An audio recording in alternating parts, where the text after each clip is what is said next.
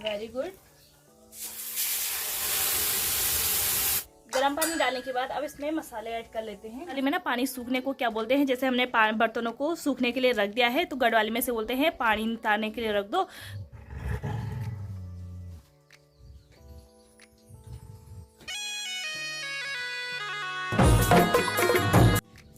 Good morning दोस्तों, सबसे पहले आप सभी को मेरा प्यार भरा प्रणाम। मैं शुभ रावत नए दिन के साथ नई शुरुआत के साथ आप सभी का अपने नए ब्लॉग उत्तराखंडी शुभ ब्लॉग में स्वागत करती हूँ। ब्लॉग की शुरुआत आज मैं कुछ 9 बजे के आसपास कर रही हूँ और आज मेरी तबीयत भी थोड़ा सा ढीली है, इस वजह से मैं परसों भी ब्लॉग पोस्ट नहीं कर पाई क्योंकि मेरी तबीयत ना थोड़ी सी ढीली चल रही है और मेरी बेटी की तबीयत भी थोड़ी सी ढीली चल रही है। उसे भी खांसी जुकाम हो गया है और मुझे भी खांसी जुकाम सर दर्द बुखार सारा एक साथ ही हो गया है। आजकल हमें भी ऑलमोस्ट सारे घायल हो रखे हैं खांसी जुकाम से, तो इस वजह से मैं परसों भी ब्लॉग पोस्ट नहीं कर पाई और आज थोड़ी सी बेटर फील कर रही हूँ क्योंकि कल हम हॉस्पिटल गए थे तो आज थोड़ा सा बेटर फील कर रही हूँ, थोड़ा सा अच्छा महसूस कर रही हूँ। इस वजह से नाश्ता करने के बाद कुछ इस तरीके से पड़े हुए हैं। अब इन बर्तनों की अच्छे से धुलाई होगी और बर्तनों की धुलाई करने के बाद सफाई करने के बाद ही हमारा नहाना धोना होगा। अभी वानो भी सो गई है तो उठेगी तभी उसकी मालिश होगी, उसके बाद ही उसका खाना पीना होगा। बच्चों की जब तबीयत खराब रहती है ना तो बच्चे थोड़ा सा चिड़चिड़े हो जाते हैं, परेशान करते हैं।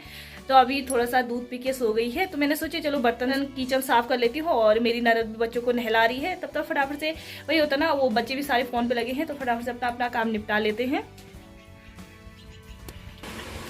तो यहाँ पे सारे बच्चे फ़ोन वाले हो रखे हैं और सब अपने अपने फ़ोनों में बिजी हो रखे हैं। पहले हम रहते थे तो उस टाइम पे फ़ोन नहीं था तो हम लोग जैसे गारे हो गए, अड्डू हो गया, चुन्नू हो गया और छुपन छुपाई हो गया, हमारे यही खेल रहता था। पर अब वो जब से फ़ोन आया है ना तब से बच्चे बिल्कुल फ़ोन चाहिए, खाते पीते नहाते धोते हर टाइम उन्हें फ़ोन चाहिए, सोने तक वो फ़ोन पे चिपके रहते हैं।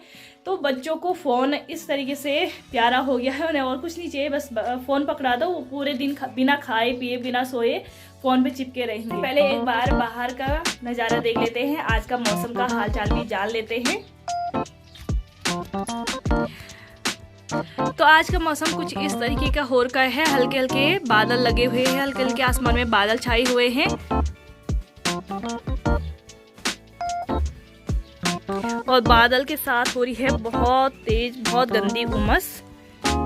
कल हम मार्केट से भिंडी लाए थे तो हमने भिंडी अभी पानी में धोने के लिए डाल दिया है। इस तरीके से कम आधा एक घंटे ये भिंडी इसी तरीके से पानी में रहेगा ताकि इसमें जो भी केमिकल वगैरह डाल रखा है, जो भी बाहर से डस्ट वगैरह है वो साफ़ हो जाएगा। हमारे नाश्ते के बर्तन पड़े हुए हैं, नाश्ते के बर्तन मैं साफ़ कर लेती हूँ। तो बर्तन मैंने धो लिए हैं और बर्तन धो करके मैंने धूप में से सूखने के लिए रख दिया है ताकि इनमें जितना भी पानी है वो सारा निकल जाए, सारा सूख जाए। उसके बाद ही मैं इन्हें अंदर लगाऊंगी, किचन में रखूंगी। हमारी गढ़वाली में ना पानी सूखने को क्या बोलते हैं, जैसे हमने बर्तनों को सूखने के लिए रख दिया है तो गढ़वाली में से बोलते हैं पानी नितारने के लिए रख दो।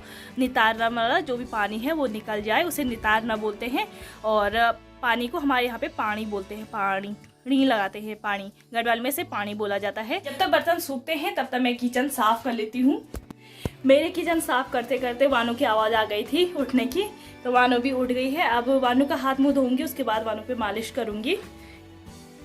वानू पे मैंने मालिश कर ली है और मालिश करने के बाद उसे जुकाम बुखार की दवाई खिलाई और थोड़ा सा उसने दूध पिया। अभी सैलेक नहीं खिलाया है, अभी लगभग 10 बज रहे हैं तो अभी वानू को भूख नहीं है तो मैंने उसे सैलेक नहीं खिलाया, थोड़ा सा उसे दूध पिलाया है और अभी वो अपनी बुआ के साथ खेली है। तो मैं सोची हूँ जब तक वो अपनी बुआ के साथ खेली है तब तक मैं भूरे को भी नहला देती हूँ और खुद भी नहा जाती हूँ।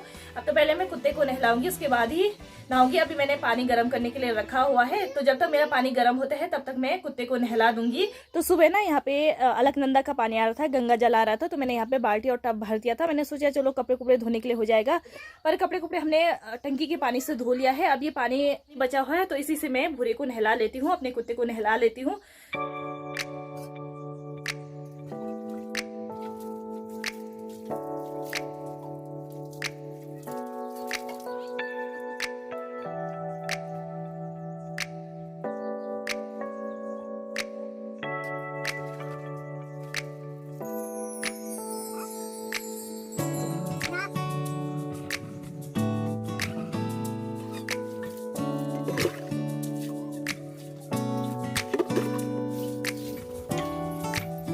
अभी मैंने भूरे को नहला दिया है, अब मैं भी नहा जाती हूँ क्योंकि मेरे कपड़ों में उसने पानी छिड़क दिया है, पानी फेंक दिया है, तो मैं भी फटाफट से नहा लेती हूँ। अभी दिन के लगभग 12:30 हो रहा है और मैं भी नहा के कपड़े कुपड़े धो के आ गई हूँ। अब लंच बनाने का टाइम हो गया है तो हम भी लंच बना लेते हैं। वानू को मैंने सैलेड खिला लिया है। वानू सैलेड खाने के बाद सो गई है। काफ़ी देर से जगी हुई थी, खेल रही थी, तो वो भी सो गई है। और अभी इतनी भूख लगी है, उफ, बाहर धूप में जाने का मन ही नहीं कर रहा है, इतनी तेज धूप लगी है। आपने सुबह देखा होगा हल्के हल्के बादल भी छाए हुए थे, हल्की हल्की धूप लग रही थी, अभी इतनी तेज धूप लगी है। और यहाँ पे चावल साफ हो रहे हैं। वैसे ये मार्केट के चावल हैं, पर इनमें थोड़ा बहुत जैसे पत्थर के टुकड़े हो गए और बींग हो गए, जो साबुत धान होते हैं वो है, तो उन्हें साफ़ करना ज़रूरी होता है। और इसमें से थोड़ा थोड़ा हम चिड़ियों को भी डालेंगे। बगल में मिस का फ़ोन चला रही है, ये मेरी छोटी वाली ननद की बेटी है। अभी यहाँ पे ननद चावल साफ़ करी है, तो जब तक वो चावल साफ़ करते हैं मैं वानों के लिए मूंग दाल चढ़ा देती हूँ। उसके लिए मैं मूंग दाल बनाऊंगी और अपने लिए हम चौसा बनाएंगे। लिया तूने? Very good. तूने लहसुन कूट लिया? तो अभी मैं चौसा बना रही हूँ। चौसा बनाने के लिए सबसे पहले मैं यहाँ पे तेल गरम कर लिया है, इसमें डालूंगी थोड़ा सा जख्या। जख्या के साथ डालूंगी मैं थोड़ा सा जीरा,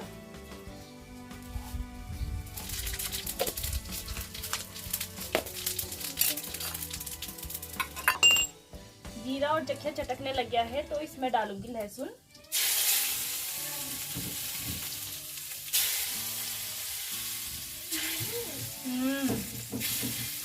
थोड़ा सा डालूंगी प्याज, एक छोटा सा प्याज थोड़ा सा चला लूंगी।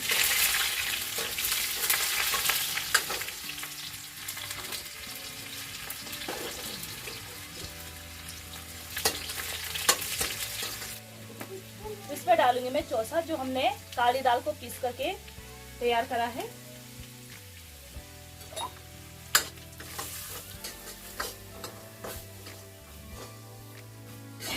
चौसा बनाने के लिए हमने क्या करा है, काली दाल को हमने यहाँ पे बारीक पिसा हुआ है और फिर से लगातार भूनते रहना है।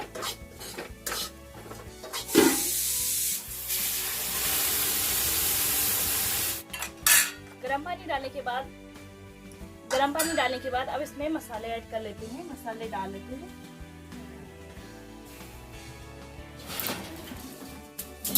हम चूल्हे पे चौसा पकने में कम से कम 10 से 15 मिनट लग जाएंगे। इसे अच्छे से पकाना होता है, क्योंकि जो दाल होती है ना वो अच्छे से गलती नहीं है, तो कम से कम 10 से 15 मिनट से पकने के लिए छोड़ देंगे। चावल हमारे पक के तैयार हो गए हैं और यहाँ पे हमने खिचड़ी बनाई है, तो खिचड़ी भी हमारी तैयार हो गई है। चौसा पकने के लिए रखा हुआ है। जैसे ही चौसा पक के तैयार होता है वैसे ही हम बच्चों को खाना खिला देंगे। बच्चे खाना खा के आराम से अपना खेल लेंगे या सो जाएंगे, जो भी करेंगे।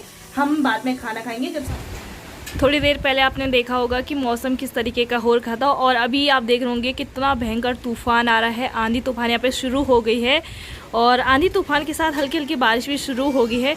जहाँ पे आप सफ़ेद सफ़ेद दिख रहा होगा ना आपको, उधर पहाड़ी पे, उधर घाटी में, वहाँ पे बारिश लगी है। कम से कम 2 घंटे से बारिश लगी है और वो बारिश भी सिर्फ उसी एरिया में लगी है, ना इधर आ रही बारिश ना उधर जा रही बारिश। तो आप इस तरीके का मौसम देख सकते हैं। और इस तूफान ने ना हमारे सारे संतरे झाड़ दिए हैं। यहाँ देखिए कितना भयंकर तूफान आ रहा है और इस तूफान की वजह से ही बारिश नहीं हो रही है। जो ये तूफान आ रहा है इसी की वजह से बारिश नहीं हो रही है। देखिए हमारे सारे बर्तन सारे उड़ने लगे हैं। अभी शाम के लगभग 6:30 हो रहा है। मैं वानों को सुला करके छत पे आ गई हूँ और हमारी बड़ी वाली ननद भी छत पर आ गई है। हम दोनों अभी छत पर आ गए हैं। बानो सोर की है और सासू जी और छोटी वाली ननद और सारे बच्चे अभी कीर्तन में जा रखे हैं। यहाँ पे ना 9 दिन के देवी के पाठ चल रहे हैं और 9 दिन के बाद जब पाठ खत्म होंगे तो होंगे, उसके बाद यहाँ पे लगेगा मंडाण, क्योंकि उसके बाद यहाँ पे मंडाण लगता है। पहले देवी के पाठ रखते हैं, उसके बाद यहाँ पे मंडाण लगता है। कोई पहले मंडाण रखता, कोई मंडाण वैसे ही लगाता है, पर कोई लंबे टाइम बाद अगर मंडाण लगाना चाह रहा है तो पहले उन्हें देवी का पाठ करना होता है। तो 9 दिन देवी का पाठ होने के बाद यहाँ पे मंडाण लगेगा, 2 दिन का मंडाण लगेगा। तो मंडाण भी कैसे लगता है कि आज जैसे आज दिन में लगेगा, फिर शाम रात को लगेगा और फिर सुबह को लगता है। 3 बाजे लगते हैं और 3 बाजे लगते हैं, उसके बाद ही पूजा समाप्त होती है और फिर पूरे गांव को भोज रहता है, या अपने परिवार को, अपने जो स्वरे भिड़े होते हैं उनको भोज रहता है। तो वो वहाँ जा रखे हैं। अगर हो सकेगा तो कल शायद मैं भी जाऊँ, कीर्तन में। कल मैं भी जा सकती हूँ, तो देखती हूँ कैसा कैसा टाइम रहता है, कैसा कैसा होता है, वो कल ही पता चलेगा। दिन में इतना भयंकर आंधी तूफान आ रहा था, हमने सोचा पता नहीं कितनी तेज बारिश होती है। और अभी मौसम ऐसा कि यहाँ पे बारिश हुई है, क्योंकि यहाँ पे 1-2 बूंदें गिरी, उसके बाद बारिश बंद हो गई थी, खाली आंधी तूफान आया। अभी मैं भी ज़्यादा देर तक छत पे नहीं रुक सकती हूँ, ज़्यादा देर तक नहीं टहल सकती हूँ, क्योंकि वानू कभी भी उठ सकती है। वानू का कोई पता नहीं चलता है, कभी वो 5 मिनट में भी उठ जाती है और कभी लंबे टाइम तक, जैसे आधा 1 घंटा तक सोती है। तो देखते हैं, नीचे रहना पड़ेगा, नीचे जाना पड़ेगा। आज का ब्लॉग मैं यहीं पे एंड करती हूँ। आशा करती हूँ आपको ब्लॉग पसंद आया होगा और आपने एंजॉय किया होगा। तो मिलते हैं ऐसे ही नए दिन के साथ, नई शुरुआत के साथ अपने नए ब्लॉग में। तब तक के लिए धन्यवाद और आप देखते रहिए उत्तराखंडी शोभा ब्लॉग।